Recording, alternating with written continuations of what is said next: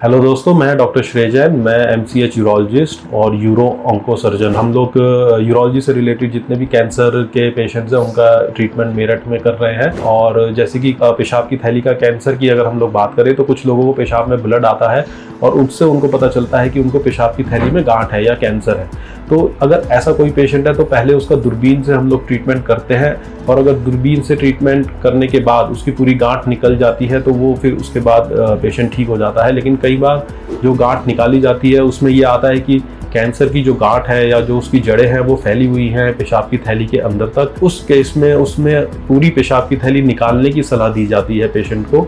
और कई बार पेशेंट उस चीज़ को सुनकर बड़े मायूस हो जाते हैं कि उनकी पेशाब की थैली निकल जाएगी और उनकी एक परमानेंट थैली पेट पे लगाएंगे और वहाँ से पेशाब आएगा।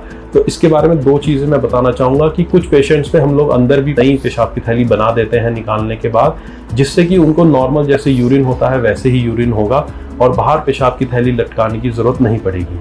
कुछ पेशेंट ऐसे होते हैं जिनमें अंदर पेशाब की थैली नहीं बन पाती है, तो उनकी जान बचाने के लिए अगर उनको कैंसर खत्म करना है तो उसके लिए परमानेंट एक थैली पेट पे लगाई दी जाती है, जिससे यूरिन होता रहता है और उससे उन्हें कोई दिक्कत नहीं आती है।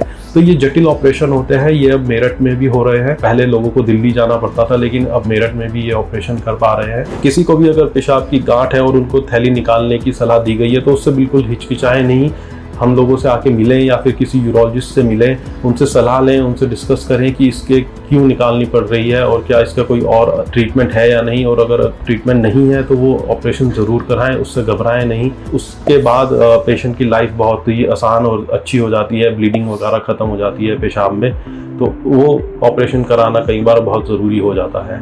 और ऐसे काफ़ी पेशेंट हम लोगों ने ट्रीट किए हैं और ठीक हो गए हैं। तो इस तरह के कोई भी यूरोलॉजी से रिलेटेड कैंसर्स हैं उसके लिए आप ज़रूर दिखा सकते हैं।